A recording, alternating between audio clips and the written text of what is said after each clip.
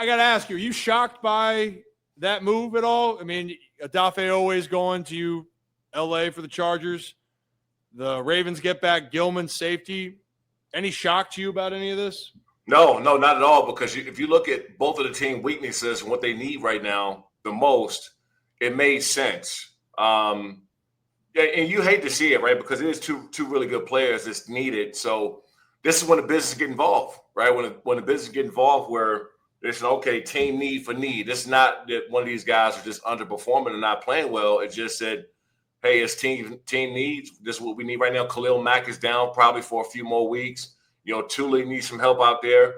And the Chargers are just banged up all over the place, man. I don't think we've ever seen anything like this where, the probably one or two best tackle in the league with Rashawn Slater goes down before the season starts, and then right behind him, Joe Alt with a high ankle sprain. Two of the best tackles in the NFL go down. Both your running backs are down right now. One for the whole season, the other one for several weeks. I mean, it's a mess. It's one of these things that you can have high hopes before the season start. If you feel good about everything, and in a matter of like 3 weeks, everything can change. Now, I think these guys are still in good shape. I think that they can squeeze by Miami. They're going to have an uphill battle against the Colts. They'll be fine, but they got to weather the storm for these next 3 or 4 weeks.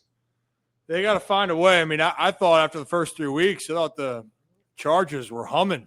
They looked good, beat the Chiefs in Brazil. They looked like that team. Herbert was playing at an elite level, but yeah, the injuries sometimes can be too much.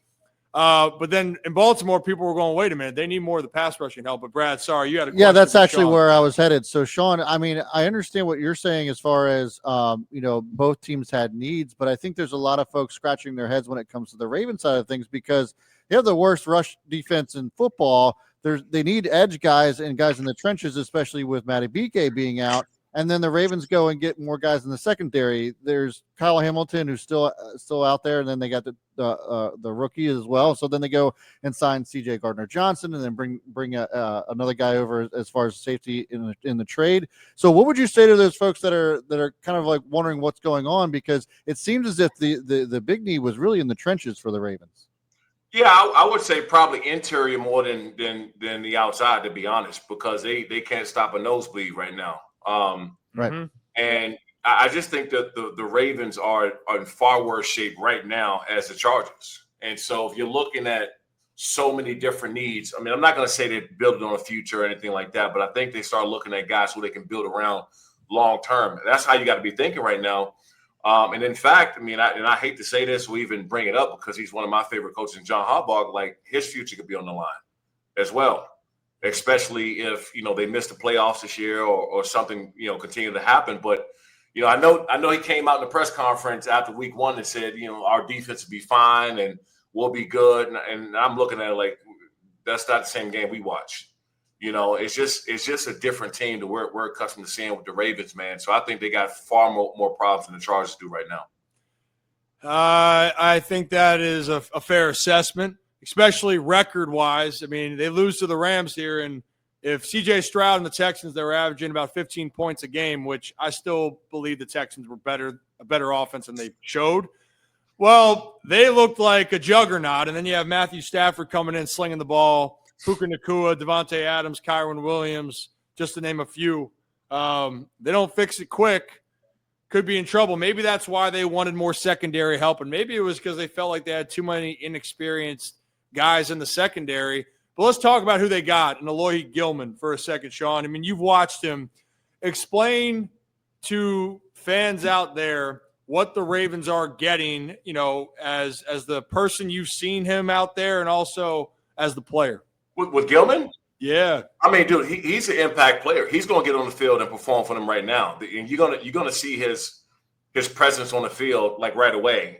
He's a guy that's physical, as being back in the secondary. He can come up in the box and make crucial tackles.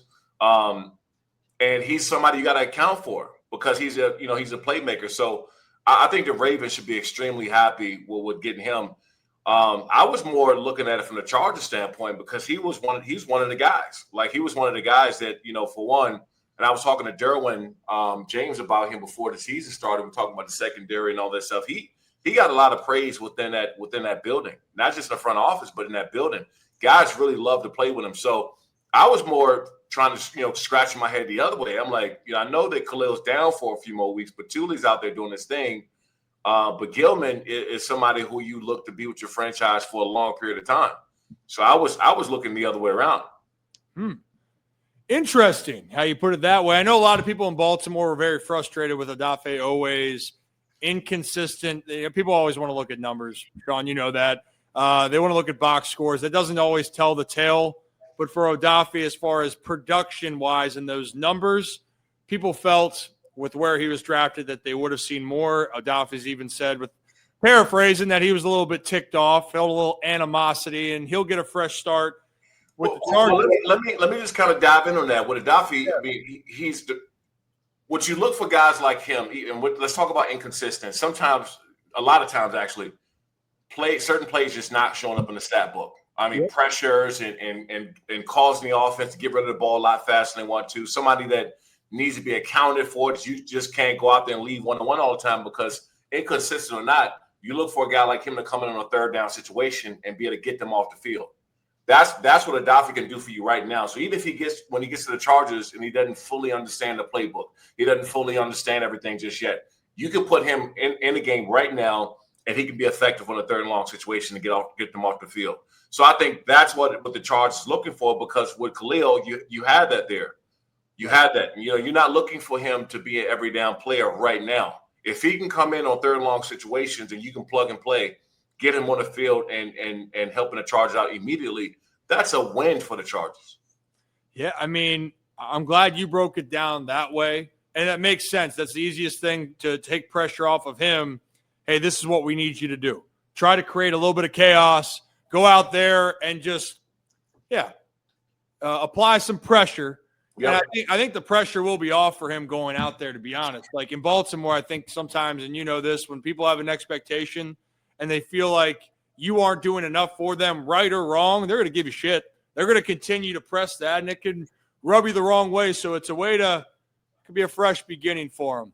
Man, that's crazy. It's crazy that trade happened. I heard that there's going to be more trades here leading up to the deadline, not just with the Chargers and the Ravens, but it seems like other teams are going to get busy. Joe Flacco is probably going to end up getting traded to Pittsburgh so he can complete the AFC North round trip at some point here. But does anything ever surprise you anymore with the NFL, Shawne? Not really, because I think from the fans' perspective and how they look at certain things, the NFL makes moves based on the total roster, right? Like we were talking about Gilman, he's a damn good player. Yeah. So it had nothing to do with his ability to go out and perform. He was a high performer. I mean, he can play his ass off. Yeah. But how the NFL works in a lot of these organizations, they start looking at the pieces of the puzzle, and you never know how they are looking at things, right? I mean, a guy could be coming up in a contract situation. They know they're not going to pay him, right? And they started making moves like that. In the fans' perspective, they're looking at like, oh, shit, they got rid of this guy. Well, they wasn't going to pay him anyway. Let's get something for him.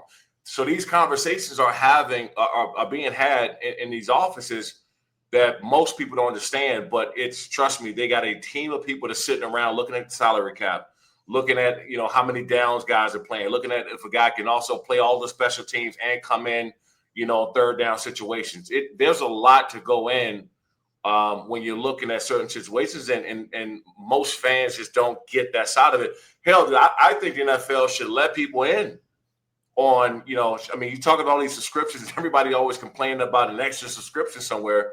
You throw that into one of those NFL packages and see how they break down the salary cap, see how they break down roster moves, why they're doing it. Yeah. I think that's a show of its own. I mean, people would actually really, really love to have an inside look in what goes on in those cases. Point on this side, what happened with Saquon, right? And the talks he was having, and they didn't want him to go. When we saw it was Hard Knocks, right?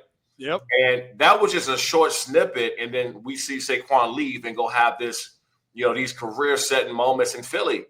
But can you imagine if, you had a team of 6 or 7 of the GMs and assistant GMs and all the scouts and player personnel sitting in the office and really breaking down on what they think about a player and why they're making these moves? fans would absolutely love that. So I think that that's something that maybe they should look at, somewhere down the road. Yeah, go ahead, Zach. Follow up. Yeah, Shawne, real fast, just kind of talking about the Ravens defense specifically right now, and you talked about, they can't stop a nosebleed right now. But in press conferences and interviews, multiple players on the defense have come out and said, we know it doesn't look good, but we're right there. It's just a little thing here and there. Can you kind of describe from what you've seen and maybe from experience what it's like to be on a defense? And do you think this is something the Ravens can fix, defensively, or can get better to where they, are competitive in these games and can stop even just a nosebleed? Or do you think it's maybe further than they say? So the reason why I can relate to what's going on with the Ravens right now, in 2007, I think we started out 1-3 or something like that. Or we had a slow start. Our general manager, A.J. Smith at the time, called our defense soft and bewildered, right, in the media. And I was pissed. I went up and I said something back, which I shouldn't have said to the media. But that was one of those times I got called up to the office for saying what I said. But you're getting pounded by the media, you're getting pounded by the fans. And as players, we're sitting there and looking like, okay, if this one guy was in the gap, that wouldn't have been a 22-yard run. We would have had a 2-yard gain, right? So we look at it as we're there. The fans just look at the box scores and see a guy rush for 120 yards. But, it's 1 or 2 guys been outside of a gap for them holding that team to 50 yards. And fans will never see that because that's how we evaluate. We don't evaluate by box scores. We're individual down performers. And so that's what it sounds crazy, like almost an scapegoat or an excuse. But I 100% understand what they're saying is like, hey, a guy just wasn't in the right gap, which allowed this long run or this long pass. So I can relate to that 100% sure. Yeah, I was talking to Michael Brockers, Shawne, and we were breaking down some of the D-line because I want him to explain for me and for our viewers out there, for our channel members. I'll drop that later on. But he's explaining some of the techniques and sometimes if a gap was missed. And other times he said, hey, actually the D-line did exactly what they're supposed to do. But there was a miscommunication in the secondary. And if you don't know what you're doing out there, it don't matter. And then vice versa, right? So now, granted, it'd be nice if the Rams don't put up a 44 burger this week, yeah. But that would be great. And also, Shawne, aren't you glad you're on this side of the media where you can kind of say some shit and it's, not going to come back and bite you in the ass while you play? This is the best side of it. All the shit that I said at the time got me called up to the office. Fine. So it's great to be able to talk from this side of things. But you know what, too? It's because when you leave the game, you're still a fan, right? Like I'm a fan of watching Khalil Mack. I'm a fan of watching, Myles Garrett. I'm a fan of watching these guys, and I can sit back and look at it from a different angle. And there's certain things that they can't say because, by the way, if you say certain things, you're going to throw a guy under the bus. And that is just you're opening a whole new can of worms when you do that, even if somebody blew coverage, even if somebody wasn't in the right gap, even if there is a miscommunication problem. And you got to think, man, it could be one guy, one single guy, not going in the deep third or not covering the flats or whatever. And the other 10 guys aren't doing their thing. They're doing their job. So when I hear players say, we're there, the fans like, yeah, right. They just threw up 38 on you. Right now, that game, they should have had 21, not 38, because this guy, and they can never say this guy didn't do his responsibility. And it's a tough thing to happen. But when it goes on for a long period of time, this is where everything unravels. Guys will just start throwing each other under the bus. What's happening in Philly right now with AJ Brown and Jalen Hurts. That thing is going to explode before the year's out. 100%. 100% there's going to be explosion there. I wouldn't doubt if he could be on the trading block or so. I mean, it's a thing where you starting to see things unravel and guys throwing each other under the bus. And watch what I tell you, that thing it's coming.